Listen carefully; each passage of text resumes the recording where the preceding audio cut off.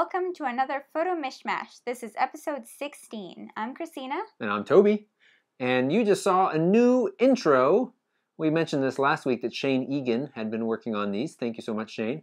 And we're going to continue working, developing this. But I think it's fun that we have something, because for so long, we haven't had anything. And it's something you all ask about every once in a while. They say, what do you think about putting an intro in there? I think it would make you look more professional. And I agree. Great. She agrees too. Great. So let's just jump to the week in review now. The week in review. Yes. So a couple of videos went out this week. I don't remember. The video, well, the one that I said I was going to talk about, that went out yesterday. The 70D. 70D. Another method of doing the micro adjustments to autofocus, and a discussion about the 70D focusing problem. I don't want to spend a lot of time talking about it. It's kind of depressing. It does seem to be better in my careful testing I found, but it's still not, I don't think, acceptable. I compared it to T5i and the 5D Mark III, and they, also misfocus or have some inconsistencies at those longer ranges and really wide apertures, but not as much as the 70D. So I'm going to send it back again and say, I think it could be better. Make it better. And we'll see what they say. If you want to know more about it, or the much snazzier method of micro-focusing, micro-adjustments to autofocus using, it's like the only thing that I think this disc is good for, the tethered shooting method in here allows you to do that. Wow, oh, it's catching the light. Check that video out. Other video went out yesterday. I did 2 videos that went out yesterday because I wanted a positive one too. And that is, I'm going to sum it up right now for you. It's what to do with your flash, an external flash on your camera. And the answer is point it backwards and up. What's that angle? 45? It's a 45-degree angle. About 45-degree angle. But you should watch that. It's one of my shortest, I think, most useful videos I've done recently. And that only works in some situations, though. It only works if you have low enough ceilings to be able to bounce off of.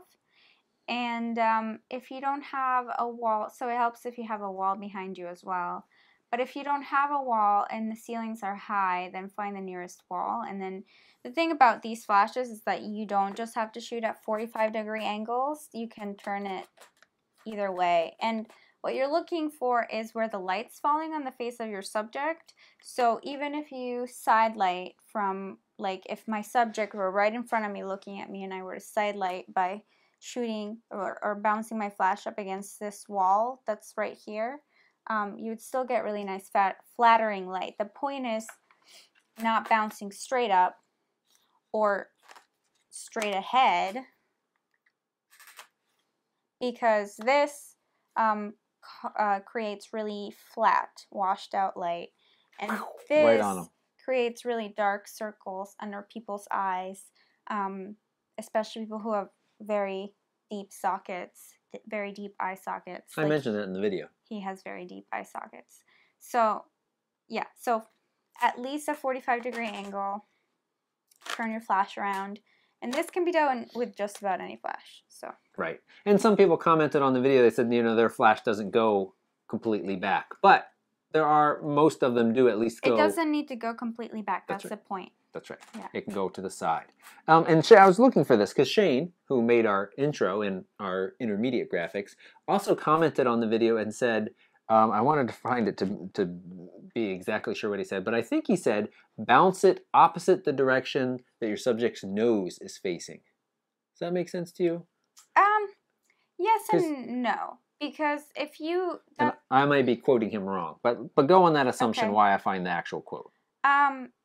Well, no, because, yes, because it will still fill in the light. The point is if you have it angled, it'll still fill the light in.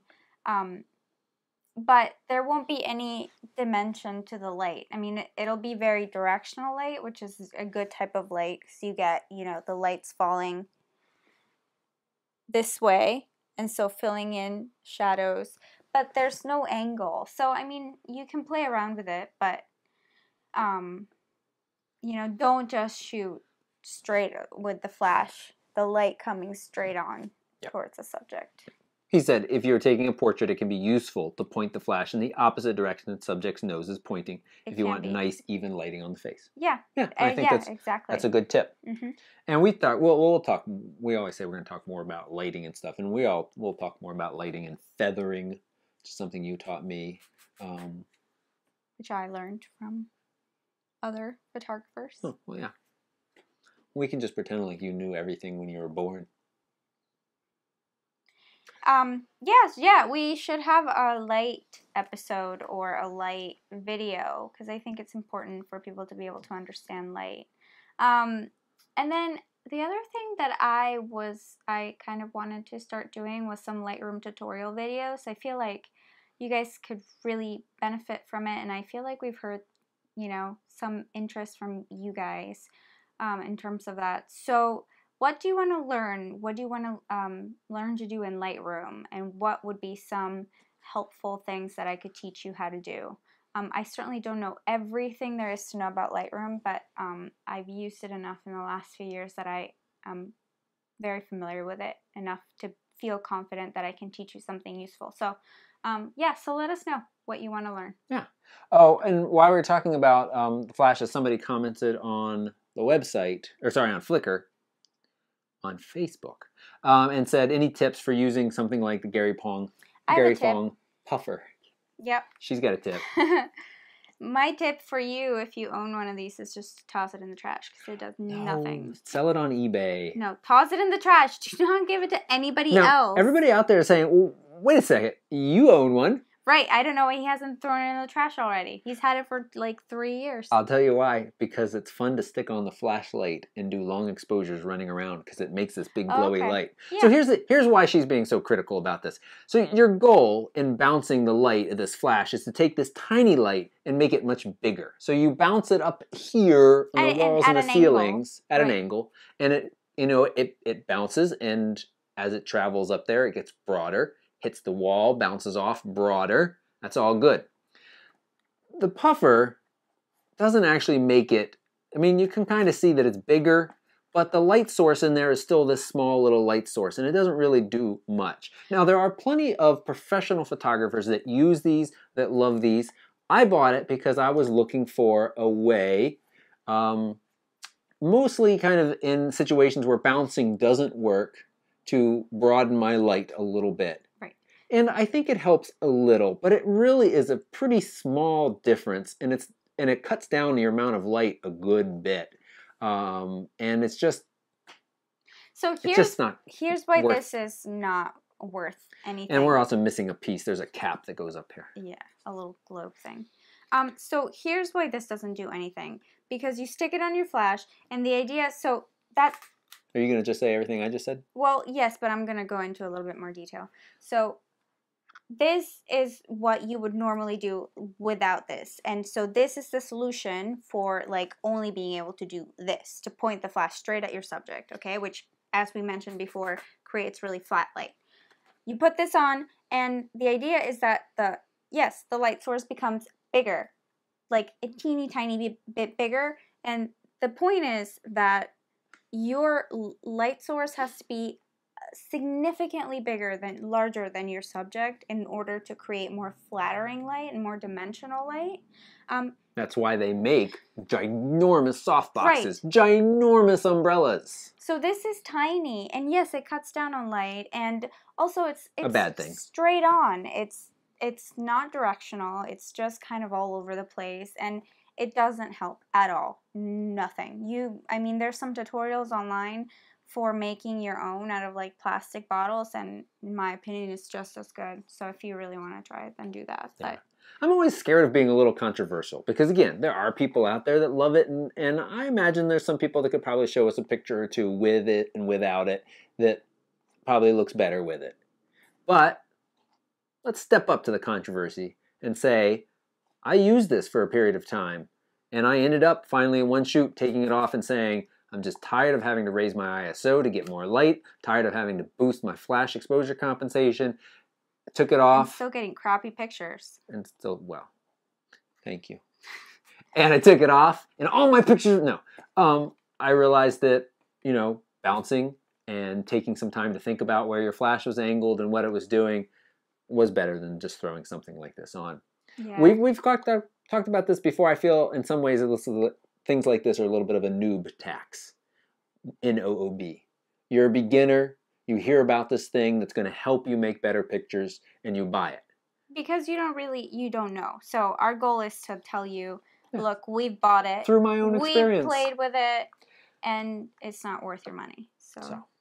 But it is fun. Stick it on a bright flashlight, set your camera on 30 seconds, and go running through a field. If you have one. Don't buy one just to do that, though. Right, yeah, okay. You can just tape a bottle on there instead. Right, exactly. Yeah, good. I also talked about the Metabones adapter this week and Sony. I already talked about that last week. This isn't the week in review, but it is still a week in review. Ta-da! Not owning, borrowing to review. This is the Fuji XT-1, X-T1. It's one of the cameras in recent memories that has the biggest number of photographers going gaga and drooling over and fawning over. It's an APS-C sensor inside. Does it have an articulating screen? Yeah, it flips up. So that is that crop sensor. Image quality, so far I can tell, it literally arrived today. It also comes with cat hairs.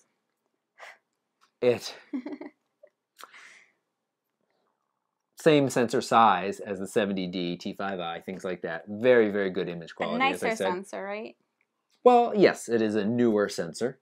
This is a mirrorless camera, so EVF, as I talked about on the Sony. No mirrors means no optical viewfinder, and the EVF in here is quite gorgeous. And the other thing that has everybody, can I have it back? Sure. Fawning over is all these nice mechanical dials. He doesn't like them. I'm not a fan at the moment. Give me a little time, because when the Sony landed in my hand, I wasn't a fan either, but pretty quickly realized. But with a Sony, one-handed, I could change your 3 major items to change. What do you call it? 3 main components to exposure. Shutter speed, aperture, and ISO. I could change those all with one hand. Can't really do that with this camera. But we're going to be shooting with it this weekend. We have an engagement session tomorrow. Saturday. Yep. Tomorrow for you all. And you'll be shooting. Right now we have the really nice Fuji 56 f1.2 lens on here. So that's cool. So more about that. Keep tuned. If there's things you've been dying to know, leave a comment down about this camera. Leave a comment down below and I will make sure, I'll try to answer them in my review or in talking about it over the next week or so.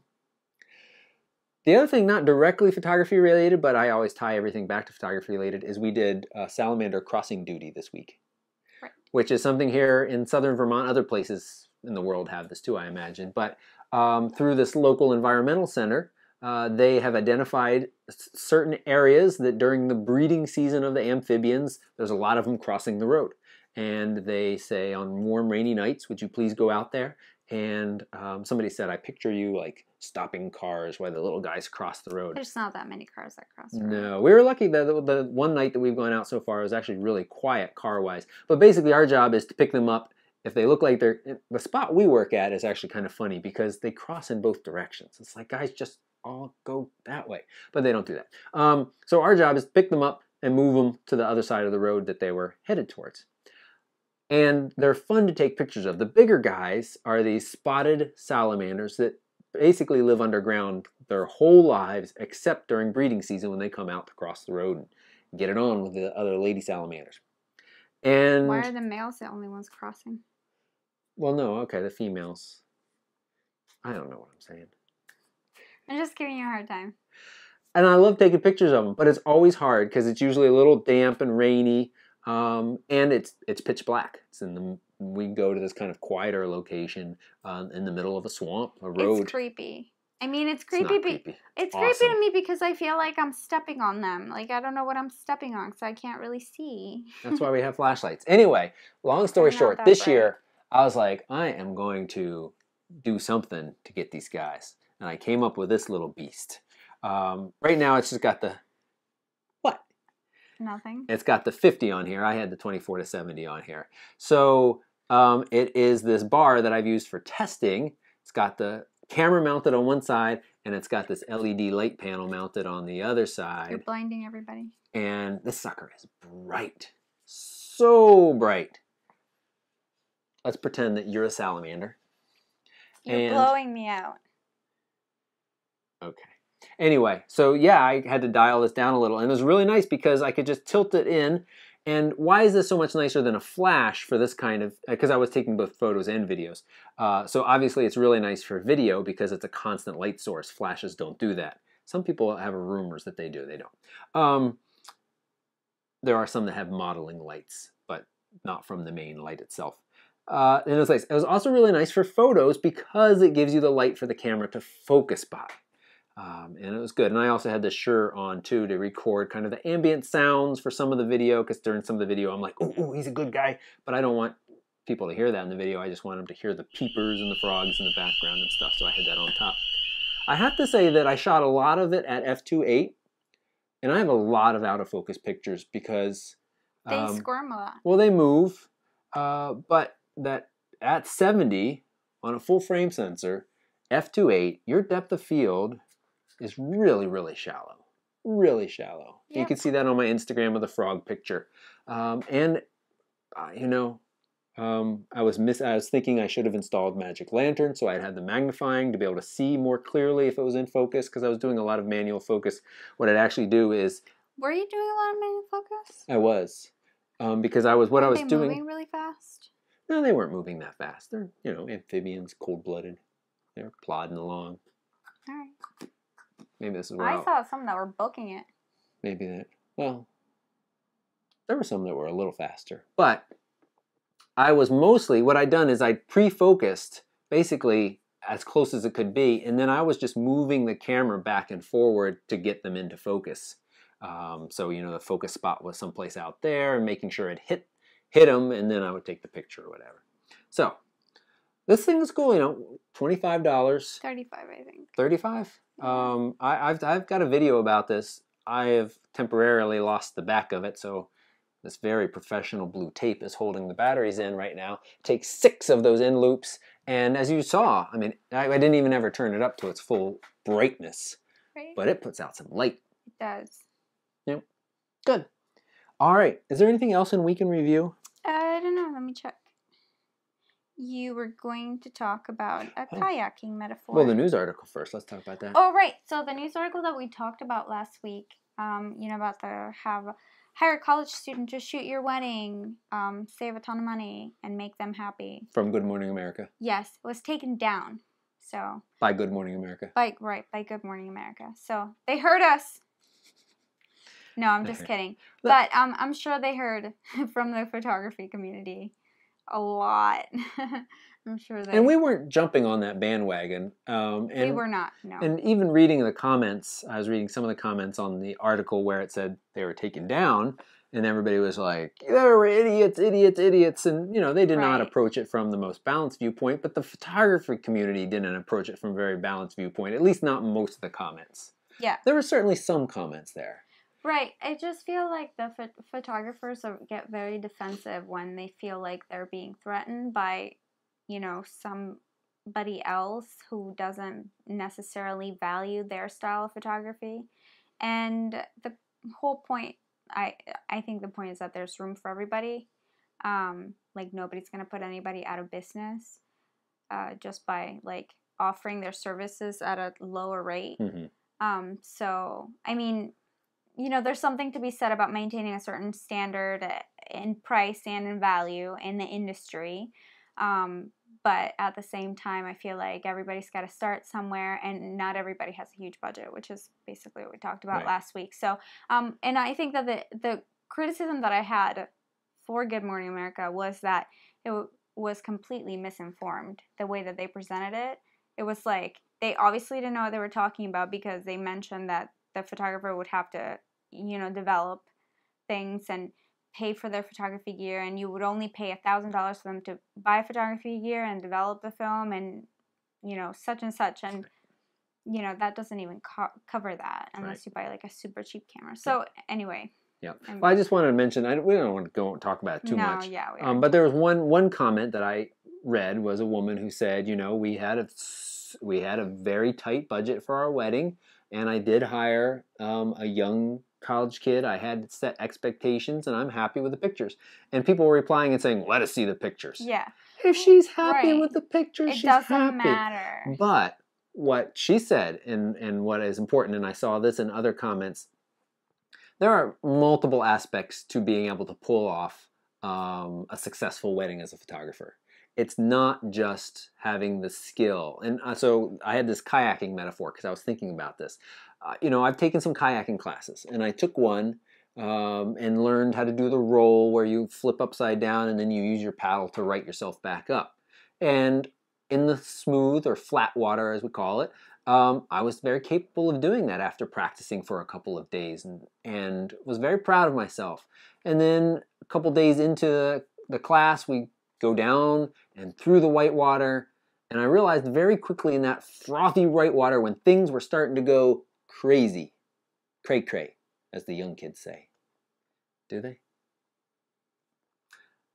That when I was upside down, I had no hope of putting my skills to use in getting myself back up right. And so I just have to do a wet eject and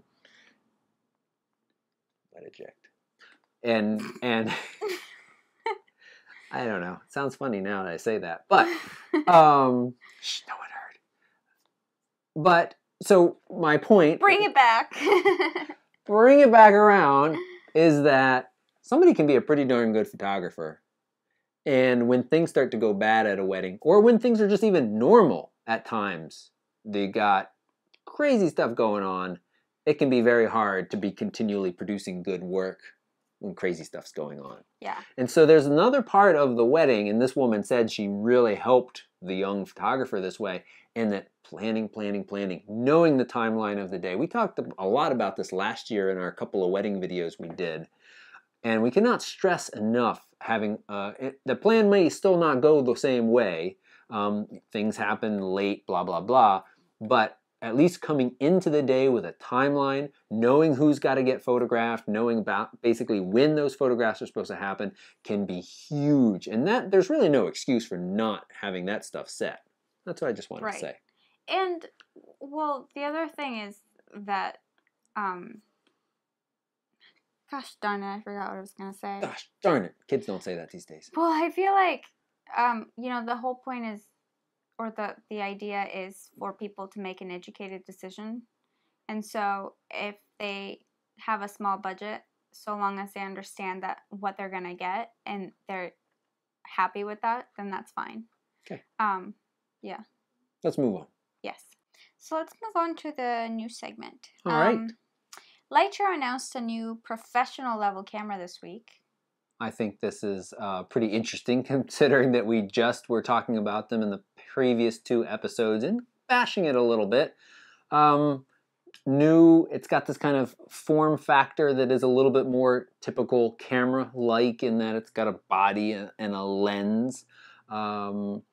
$15.99, so a serious kind of professional price. What do you think? I'm still not digging it. Not digging it. Yeah, I don't know. You know, is the little kind of square cardboard tube. I don't know why I said cardboard, but the other form factor is this square rectangle. Square rectangle. It's a new kind of rectangle, everybody. Well, it is actually because it's a square and it's a rectangle. And it's like a pirate telescope. You mean, isn't there a name for that shape? A rectangle? No. A square rectangle? No. I don't know. What are you doing? I'm sorry, I'm playing with the speed light. So, that thing isn't flying off the shelf. It's interesting technology. It works completely differently. Let's just quickly recap how a Lytro works. Is that it captures the light coming in at all of the different angles at the time of the picture, which allows you to then, and it saves that data, which then allows you to go back in and say, oh no, this is what I wanted to be in focus, or this is what I wanted to be in focus. And so, in these typical kind of DSLR pictures where your subject is in sharp focus and the background gets very soft and blurry, you have the ability to change it so your subject, or what was at first your subject, is out of focus and then the background is in focus. Here's what I want to know. How much depth of field Can you like set your aperture to like 1.2 and then still have that range of depth? In their examples, the depth of field can be very shallow. That's pretty cool. It is. The shape of it is really awkward though still. The Pro, have you looked at it? No. I was just assuming that it was similar to the old one. Is it not? She wasn't listening. I wasn't listening. It looks a lot more like a regular camera. Okay. It's got a body. I was even motioning with my hands. It's got a I'm body. Sorry, you've confessed that you zone out when I talk. It's got a lens. What it is.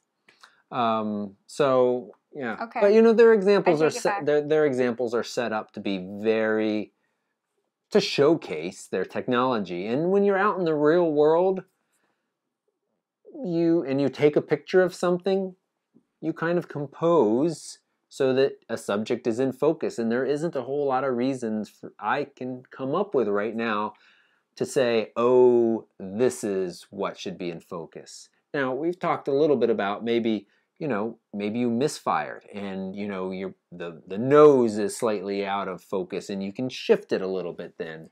What are the sizes of the files that this camera makes? I don't think they're ginormous. And I don't know. What is the price of it? Did you also talk about that? She really wasn't listening. $15.99. They're like, why do you gotta repeat yourself? So I don't know. Okay. We'll see. I think we will see some aspects of this technology. Well, we've seen it in all the cell phones that have come out in the last 2 months.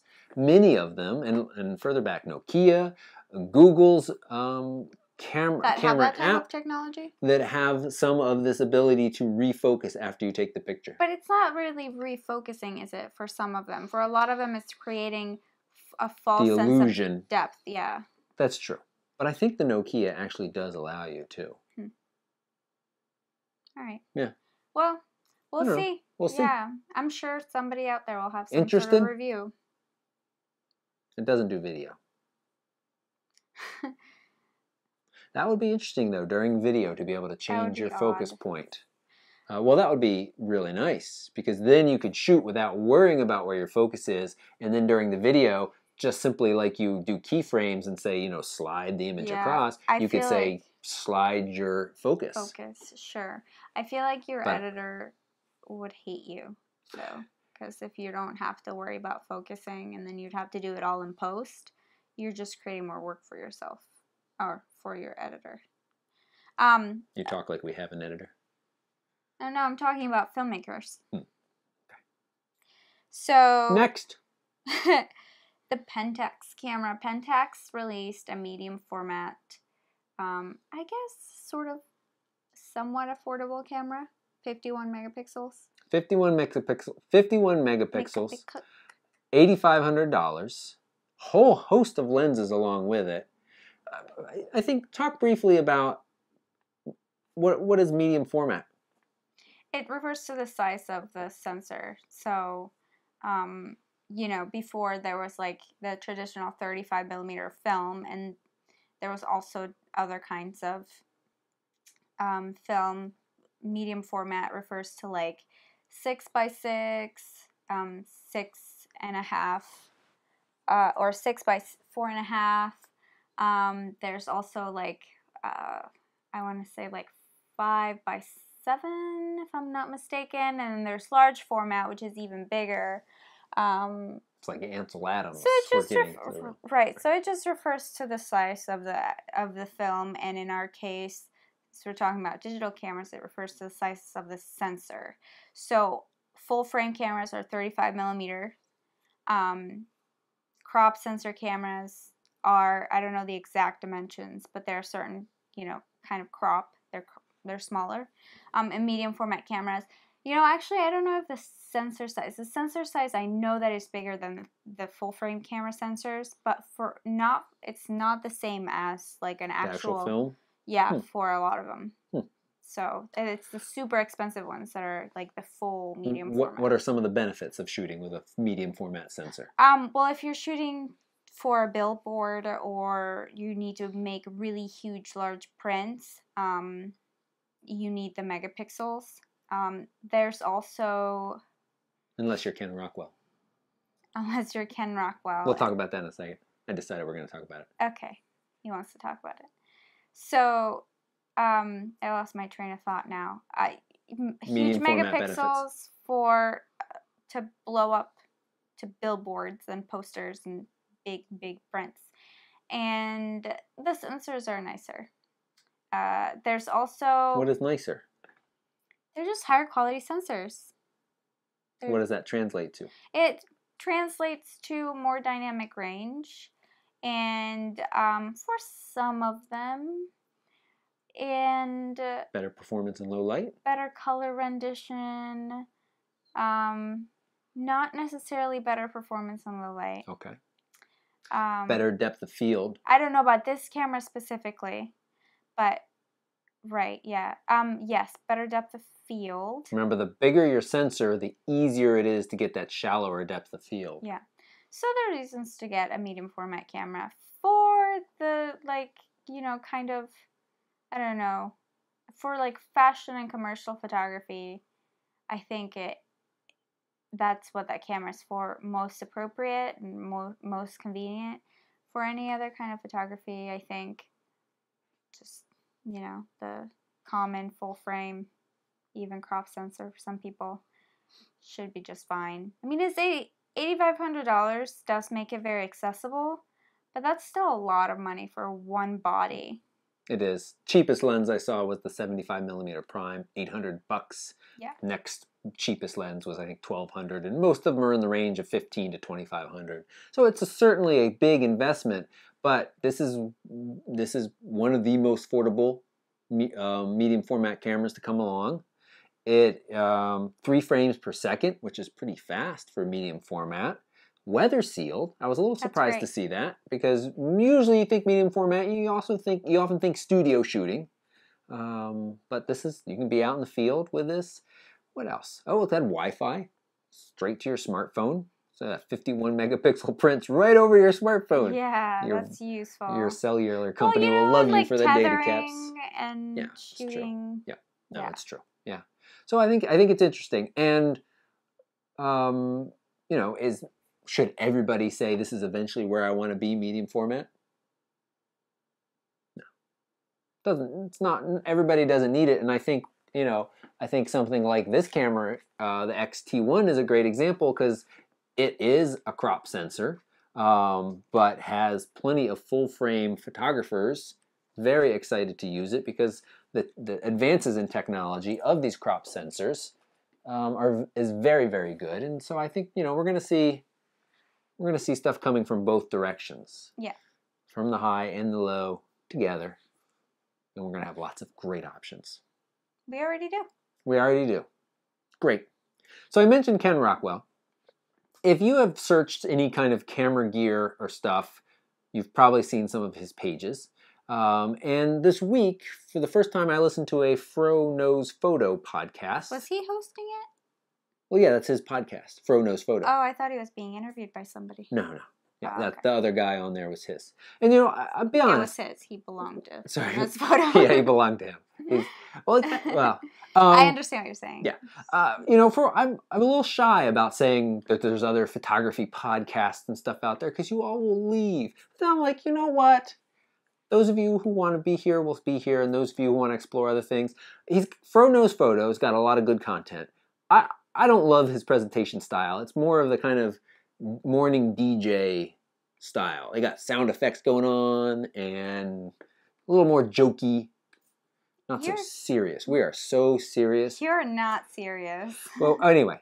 I'm serious. But I listened to his podcast this week, because I was kind of like, oh, wonder what he talks about. And actually, he's very good at the good titles, kind of like the titles that grab you. And I think his title for this week was like Ken Rockwell. He might have said a-hole, although he said the whole thing. And he offers good content. Ken Rockwell? No. Fro Knows Photo. I said that. Oh, okay.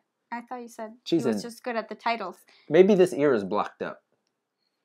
Yeah, this ear. What about this ear? It's facing away from me.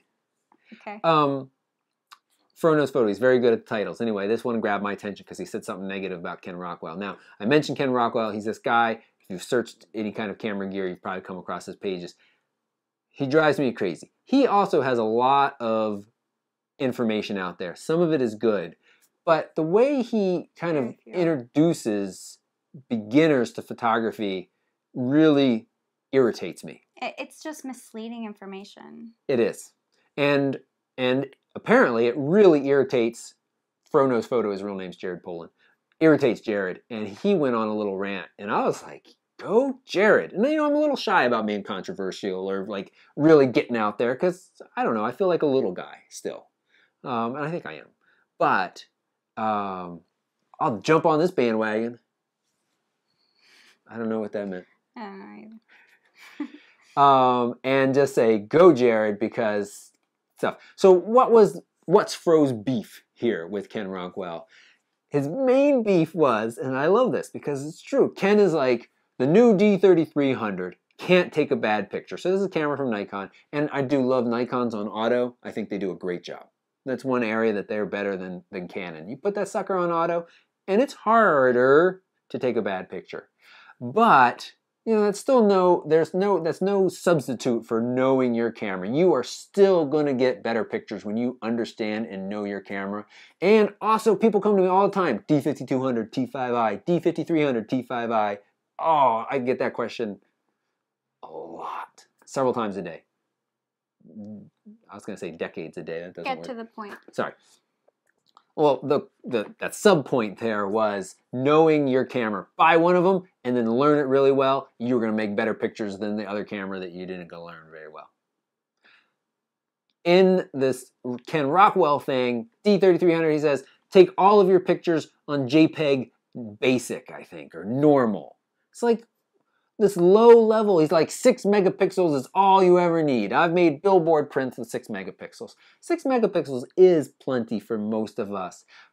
And he talks about you can only fit 15 images on a card or something like that. What card is he using? Is he just really cheap? What's the deal? That's part of it, yes. Yeah.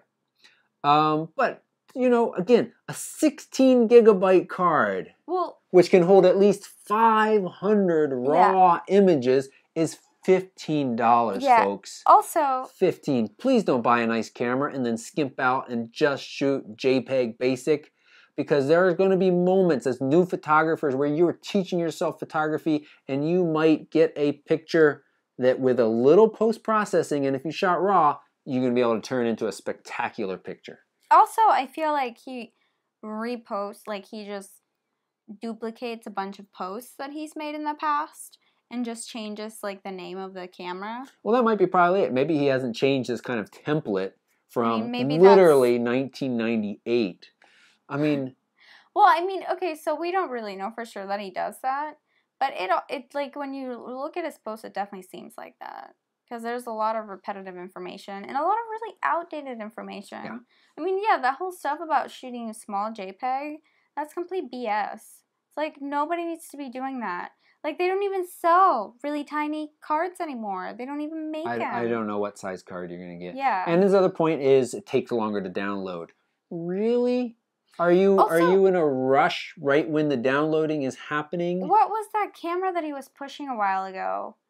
Well, here's the thing. If you read all of his posts, and he does a very good job of being very positive about every camera that comes out, and he codes it in a way that this is the best camera Canon has ever made. This is the best camera Nikon has ever made. This is the best camera.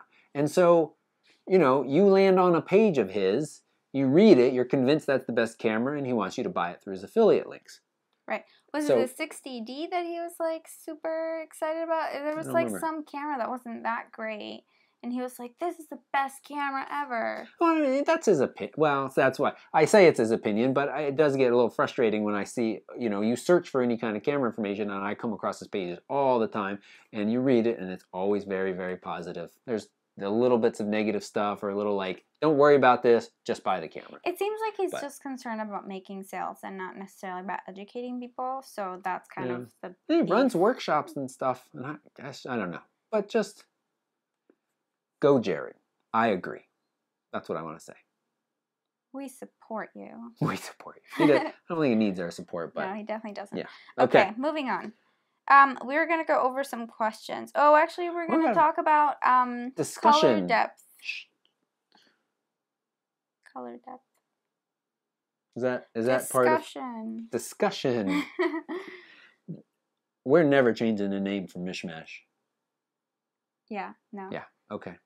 Well, so we want to no. Let's talk about that at a future image critique. We'll bring that back in discussion about color depth. All right, that's fine with me. Yeah. Okay. Questions. Reader questions. Okay. Well, this is discussion. I wonder if I'm going to put it up every time I've said discussion. You might as well know. You've done it like 3 times. You want me to read that? No. So I'm just going to read straight from here. Are you? Yes. Hearing you guys speak of several 32 and 64 gigabyte memory cards at $38.35, that must be referring to the previous video, reminds me that one thing you could explain in a video is your process of storage. We take hundreds, thousands of pictures, but then how do we keep track of them? How do we store them and order them? Basically, once you've imported your pictures on the computer, what happens? Do you import them directly into Lightroom or to an external hard drive to have the originals and then import them to Lightroom? Do you delete a picture only in Lightroom, definitely in your files to save space? How many hard drives do you have, etc., etc.? Would love to hear you two talk about this. So this Virginie. This is from Virginie B20. Virginie B20. So thank you for that question. It's a good question. I think generally, so many people, we're drowning in data. Wow, we just bashed Ken Rockwell for saying, well, it's still the same number of files, so they're slightly smaller, whatever. But we've got tons and tons of images and video. The point is that the cost of storage is going down. Yeah. And so there's no reason why you should still shoot with an 8 megabyte. But how do we deal with it? How do we not be overwhelmed with all of this stuff?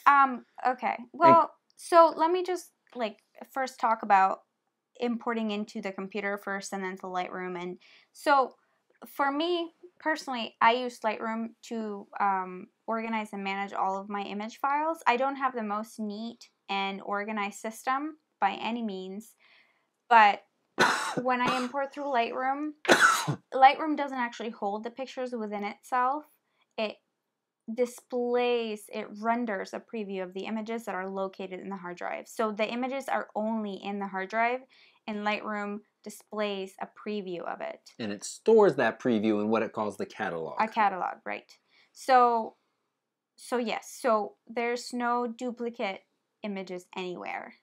Unless I make a mistake and duplicate the images and save them on a different part of the hard drive or on another hard drive. Or when you back up, then there's definitely duplicates.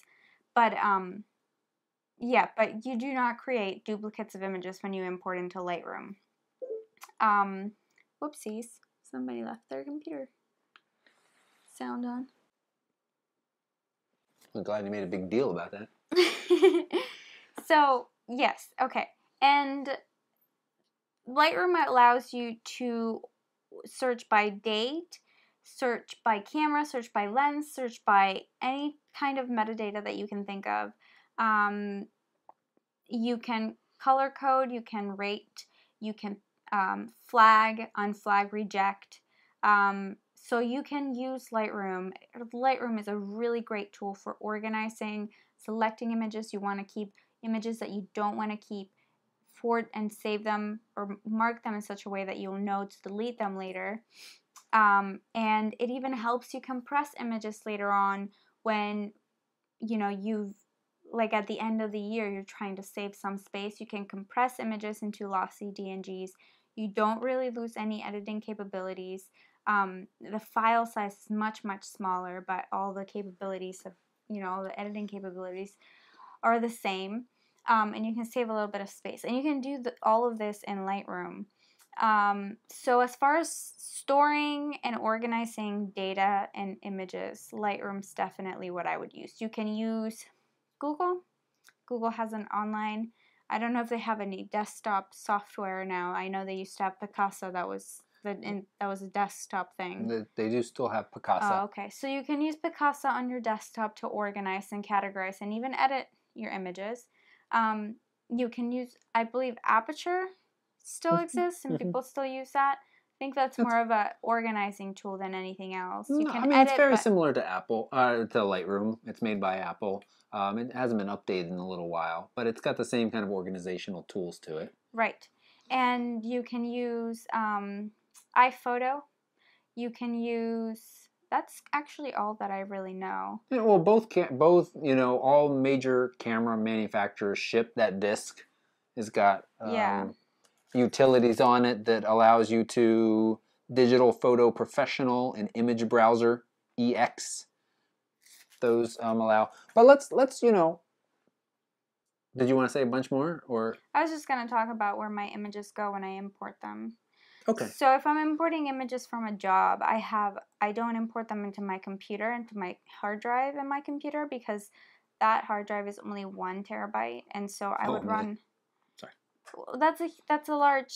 It's a lot of space, but I would run out of it really quickly. So I got a Drobo that has 5 drives, I think, and this is answering one of the other questions that I saw posted on Facebook Tonight, right? About yeah, and I can't remember. I think each hard drive might be 2 terabytes or 3 terabytes. So combined, I have about 8 or 9 terabytes of space that I can use to store stuff. And I don't know what RAID. Right. Well, now people are wondering. You just said you have 4 or 5 hard drives in there of maybe 3 terabytes, and they're saying, "Well, isn't that more than 8 or 9?"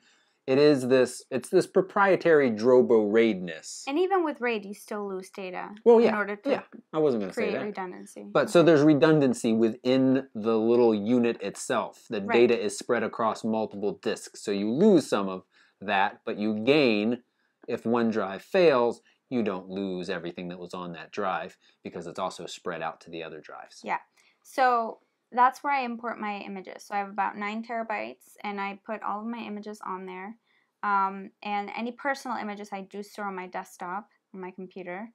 I should probably move them to the Drobo, but there's not it's not as many, so I'm fine with that. So there's a catalog system within Lightroom. Yeah. And you use a catalog for each year? Roughly? I do. I didn't start one this year yet, but I do try to start one every year because they get really laggy when you start putting a ton of pictures in them. You know, we shoot, I don't know, about 50,000 pictures a year maybe. I don't know if I'm being a little, I don't know if I'm exaggerating. I think it's about 50,000 a year. That's probably about right, yeah. So it can get really laggy at some point. So it's nice to start fresh and create a new catalog. So yeah, every year I create one.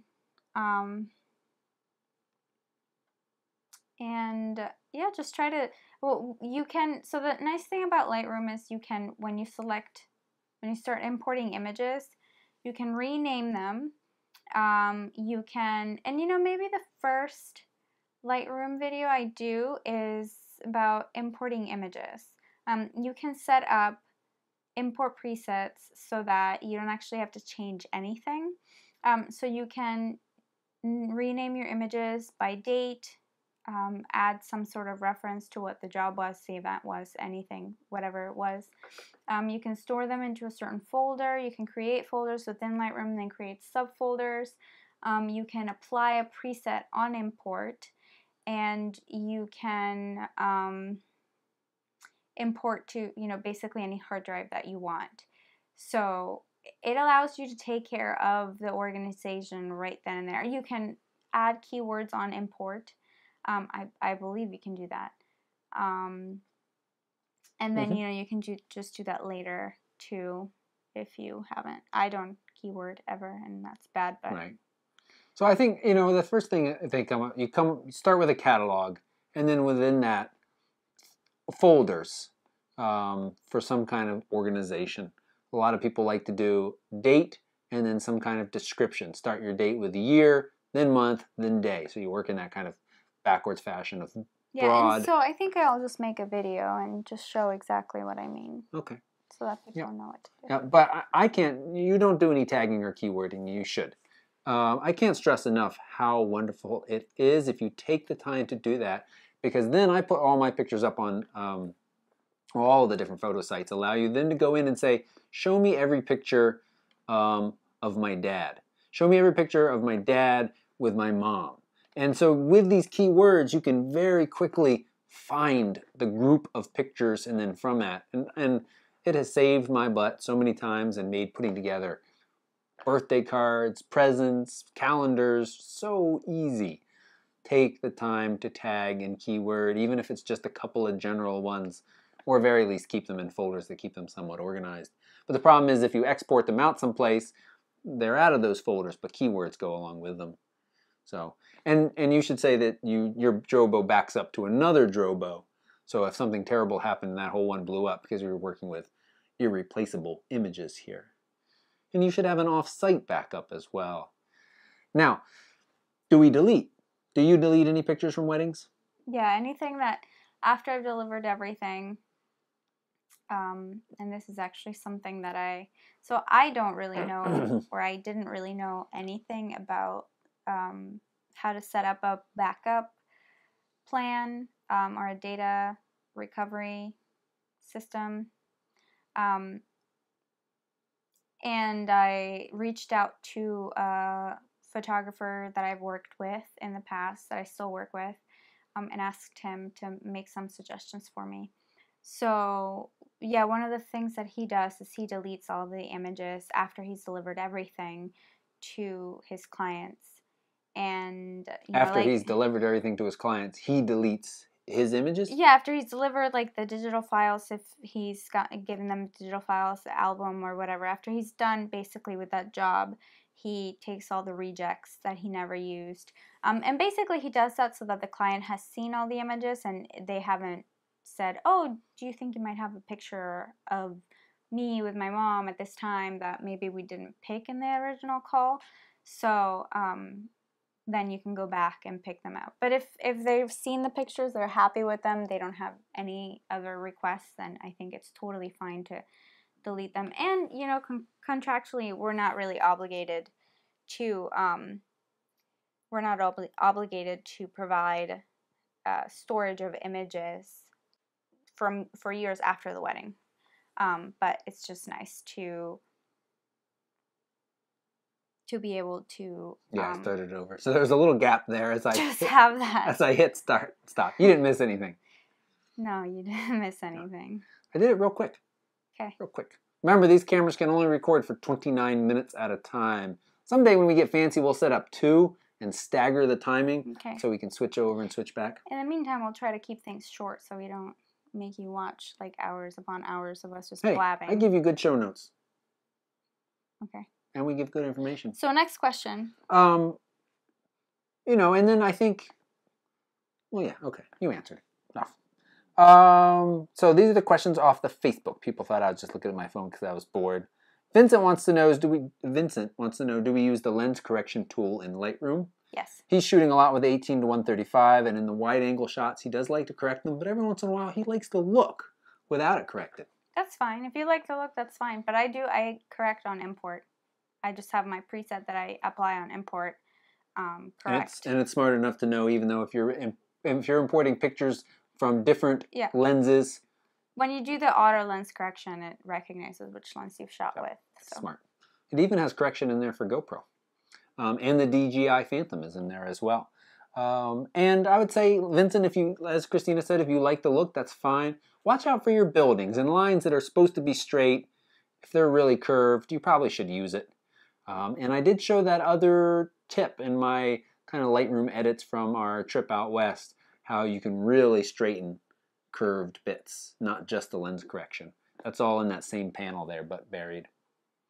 So John asked about the what RAID configuration. Drobo doesn't let you choose. I don't think they let you choose. I think it's just their proprietary setup. And we've gone with whatever they said is out of the box. Yeah, I honestly don't want to bother myself with like setting up a whole RAID system. I just want something that I can just trust and let it work. And let it do, Yep. Do everything. But certainly, you know, you can build your own systems if you like that. Colin wants to know what filters you should have in your kit and why. Now, for weddings, nothing. No, I mean, it depends. Like, you could get a neutral density filter if you're shooting in bright sun, or you could get a graduated or a polarizer filter. So it just depends on how you shoot normally. So that's the kind of the wedding perspective. But from your general travel, I really think the only filter that you should strongly consider having is a circular polarizer filter. really blues the sky, makes the foliage saturated. And if you're cheap like me, you can kind of use it like a neutral density filter to cut down a little light entering the camera to get slightly slower shutter speeds for your blurry water effects or other kind of longer exposures when the sun is a little bright. Neutral density filter or graduated neutral density filter can be graduated specifically if you're doing kind of sunset or landscape shots where you got the bright sky, darker landscape. But I really think graduated just refers to being able to turn it, and it cuts down the stops of light. That's a variable. Oh, variable. You're right. Yeah, graduated means over the thing. And again, I showed that in that same Lightroom tutorial, the tool that does that. So, Right. It's certainly something you could have, but circular polarizers are the only one that is really not recreatable in post-processing. Somebody can come up with some other ones. Tom wants to know, what do you do when you print photos for clients or for yourself? Order them from a company, print them yourself. Is there any specific photo paper type or style of print that you usually use?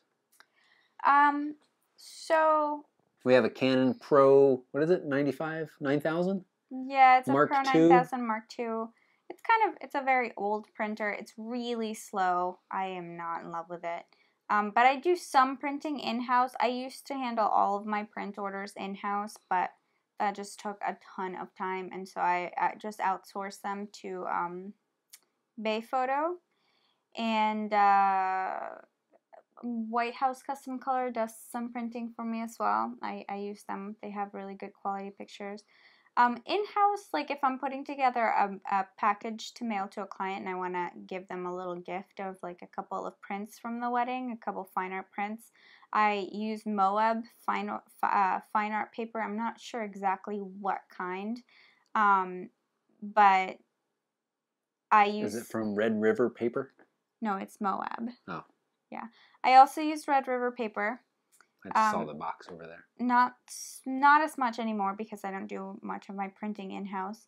But yeah, I use a luster paper, which is kind of a combination of matte and glossy, so it doesn't have that like super smooth, super glossy surface that is very reflective and susceptible to smudges.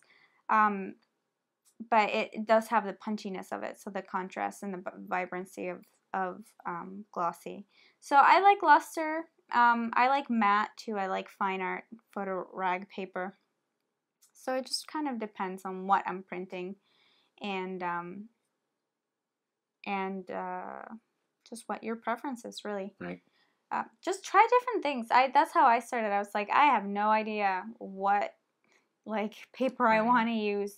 Just ask around. I mean, I gave you some suggestions. That's what I did. I asked somebody else, and they gave me suggestions, and I tried different things out, and kind of try to see how I like each. And then, yeah. Impix, the letter MPIX, they're a very good print house as well. A little more reasonably priced, I think, than your really professional level Bayphoto and White House Custom Color. I actually had really good luck at Costco. Their printers seem to be calibrated well. I have not had good luck at Walgreens. So, for your local prints. Sate wants to know, I think that's how you say it, Sate Kuman, who has very nice comments on lots of things, wants to know if we could talk a little bit about field of view and what we may need to know about it when taking pictures. I'm not sure what he means. Take it away. You're not sure either. No. So, I mean, the field of view, that's basically what you can see. Well, maybe this is, Sate, have you watched my focal length and perspective? Because, can we say there that your field of view affects your perspective of the image? And the more narrow your field of view, the more compressed things are. The wider your field of view, the greater the distance between foreground and background objects. Right. That's pretty much it. Watch that other video of mine about that, especially when you're photographing people. You want a more narrower field of view that gives more pleasing. You have some great videos of that. But I'm not convinced that field of view is the same thing as focal length. They are directly tied to each other, but... Well, yeah, I mean it is. Okay, yeah, I see what you're saying, because you could just back up same focal length and your field of view is wider, sort of. Yes, and somebody commented on my video about that perspective that said if you take a wide and then you crop, you end up with the same look. And so there was somebody else, that Mike Browning, I think, another guy that's got a lot of great information out there, showed that. So, I don't know. Maybe I'll do a little reading, talk about this more in the future, because it's not something I have in my brain when I'm about to take a picture. What is my field of view? In my brain when I'm about to take a picture is, what is my composition here? Do I need to zoom in to kind of isolate, or do I need to back up to capture more of the scene and not cut things off? Which has to do with field of view, but I don't know if that directly answers your question. William wants to know why his RC1 remote won't work with a 70D. I don't know, William. Let's talk about it. Send me a message. We'll talk about it. Craig wants to know what experiences, good and bad, have you had with catch light? So catch light is the little lights people get in their eyes from either natural or unnatural sources of light. Like we right now have this, bright light to light up the room. We should have catch lights in our eyes, if you can see. I don't know that I've had very many negative experiences with catch lights. I think sometimes if they're like in a weird part of the eye, then maybe they look funny, but... Yeah. Usually you want them to be somewhere in the top and usually to the side. I think that if your catch lights are not in the quote-unquote right place, which is, the tops of the eyes, like corner of the eye, then that means that your light source is probably not in the best place in relation to your subject, so you should probably move your subject or your light source. So you can use catch lights to kind of judge the light and the quality of the light and the angle of the light. Good. And also we've seen photographs where if you look closely, the catch lights, you can even actually see what the light source was, like a beauty dish, which is your big circular right there in their face, or a strip. Yeah. So we look for those kind of things in pictures and stuff like that. Good straps other than Blackrapid? Well, Hold Fast. Hold Fast. What's yours called? Moneymaker? Is it? Well, they definitely have that. I follow them on Instagram now, so I think... Yeah, maybe. I don't know. Hold Fast straps. Very stylish. Yeah. They look painful, but it turns out that they're actually really comfortable. They're really comfortable. Blackrapid. And then there's the whole peak capture clip system, which is more of a belt or clip. I don't know. There's the neoprene strap. But I tell you, even when the cameras come and they have this, I feel like this is in the way so much. I'd almost rather just carry it. So I really like the Blackrapid. What I used to do before, and Blackrapid makes something that's sort of similar to the Hold Fast strap that I have, except it has a chest harness. So it actually adds a little bit more support. But because I'm very small framed, I'm very small, I can't wear that. I would just look like I'm wearing a big giant backpack. And aesthetics are sort of important, like the way that my presentation is sort of important. But it's just, it also isn't as comfortable, and it just feels really bulky because then I have to shorten the straps a lot, and so it's not ideal for me. But Blackrapid makes a strap like that. I think there's some other company too that has come out with a. But before that, there is there's Cotton Carrier that has made something similar. But before I got the Hold Fast, I had a Blackrapid strap when I had just one camera, and that worked really well because I had it, kind of it was cross body strap, and it had a clip that I got so I could secure it.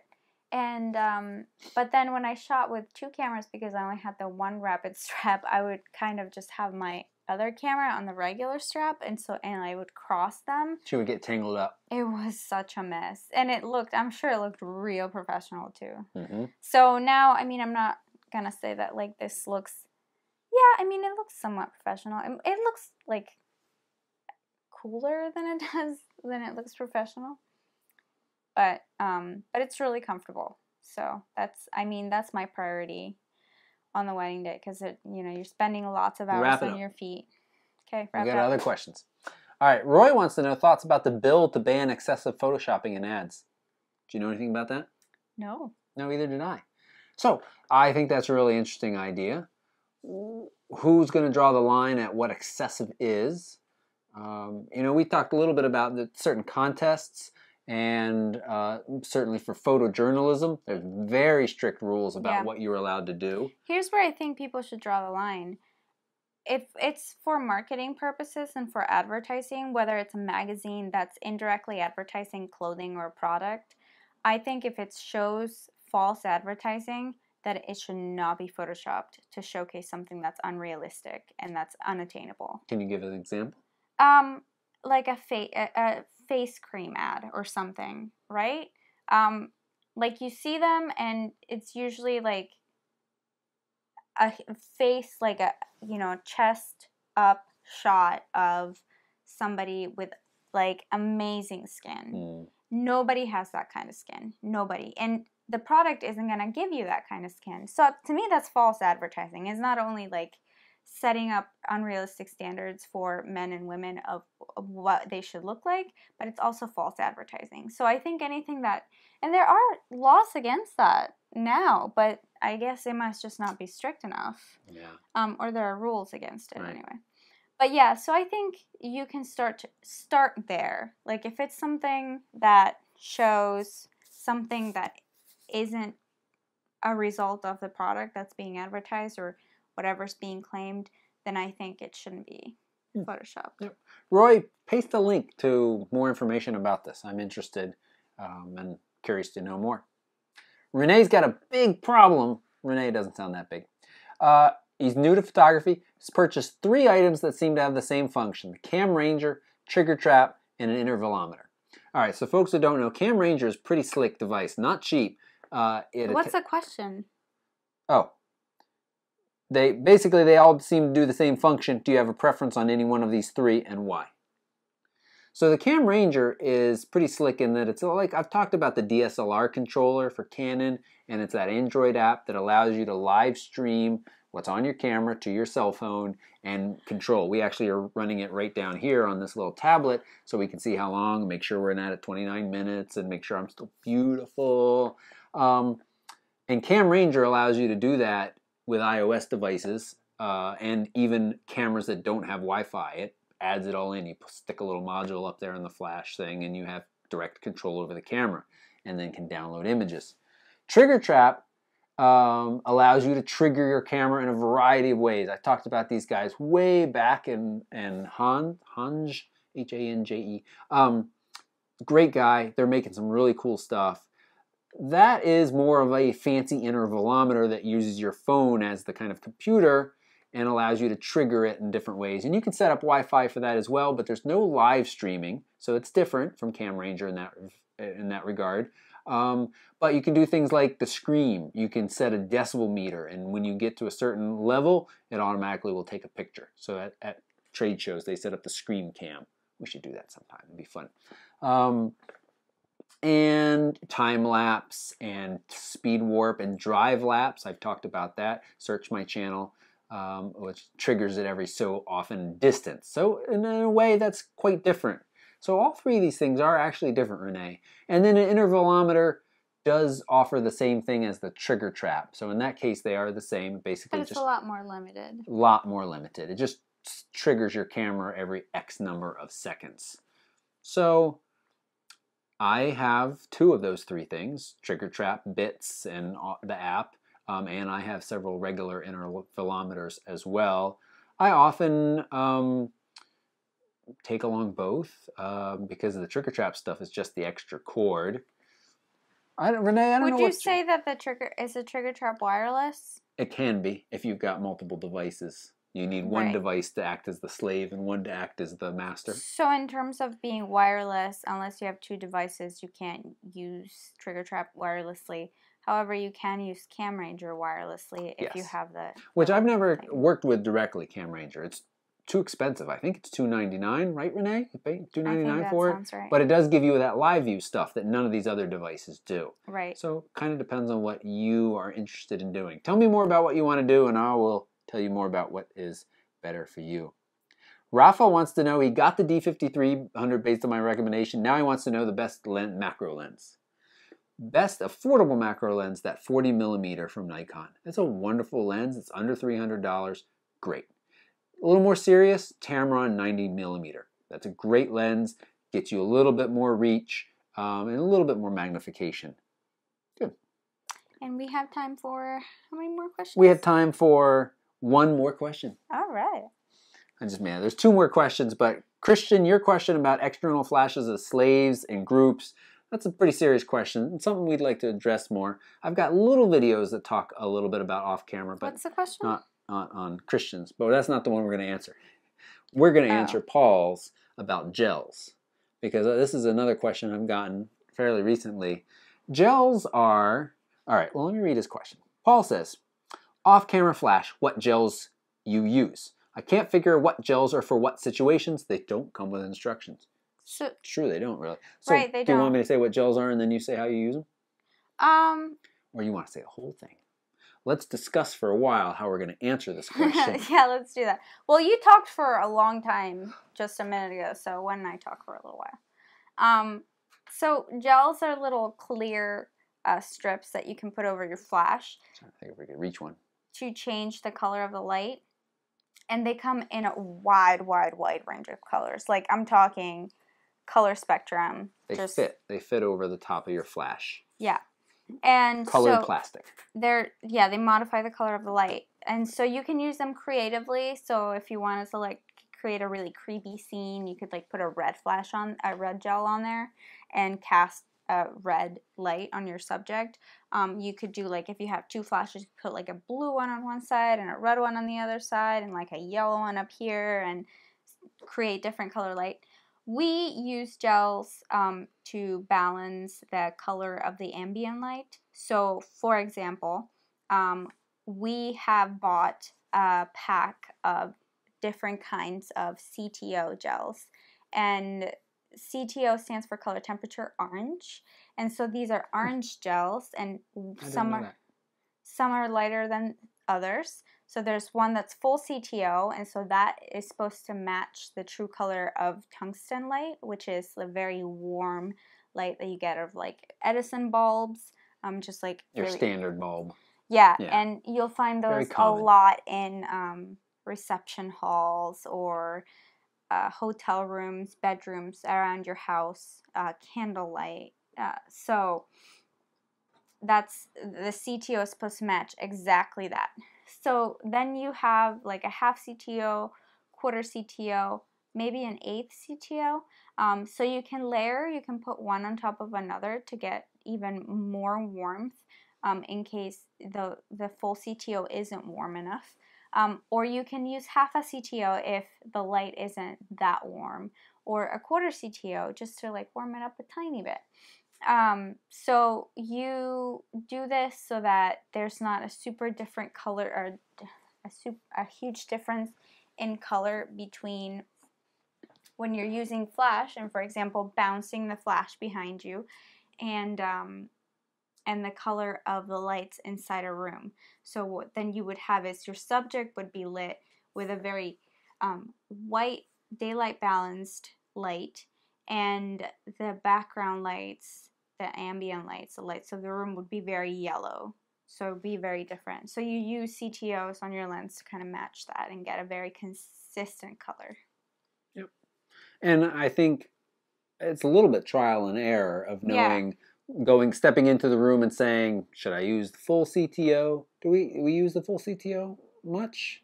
Yeah, we do. We do? When it's tungsten, we do. Okay. I thought we usually go to the half, the quarter. Sometimes we do, but okay. It depends on the intensity of the light. The darker it is, the warmer it is. Yeah. And we just use little bits of Velcro to attach them. But you were looking at some snazzy magnet stuff the other day that you wanted to kind of order. It looks cool. They just pop on and they have the the little gel at the end. Ours are getting kind of wrinkled up and they get scrunched a little bit. And but yeah. It seems the other thing that I liked about that was not just the gels. It was a grid also, because this you can put like 2 grids and it makes the light. It creates a very narrow stream of light, so there's no spill when you're bouncing off the ceiling, and that's getting to your subject. So you can bounce, and like there will be a straight you know, ray of light that'll bounce and right back, and so there's no spill. Sounds like you got to be really smart about how you angle your flash in that case to get the right bounce. Not really. You just probably have to step up the intensity of the flash, but that's about it. Okay, good. There's one more question. That was, is there any benefit? We talked a few weeks ago about shutter speeds and making sure your shutter speed is fast enough to be basically 1 over your focal length so you didn't get blur from handshake. But is there any reason to not jack up your shutter speed to really fast speeds? No. Yeah, the answer is no. If you got enough light, no harm. There is a difference in shooting video, but it's hard to see, and I've got a video about that too. Yeah. Search my feed for video shutter speed. I think that'll come up. Yep. Maybe I'll put a link down below. I think we're going to wrap it up. Thanks so much for watching. This was episode 16 of the Photo Mishmash. I'm Toby, in case you forgot. And I'm Christina, in case you forgot. And we'll see you next week. Bye-bye. Thanks for watching.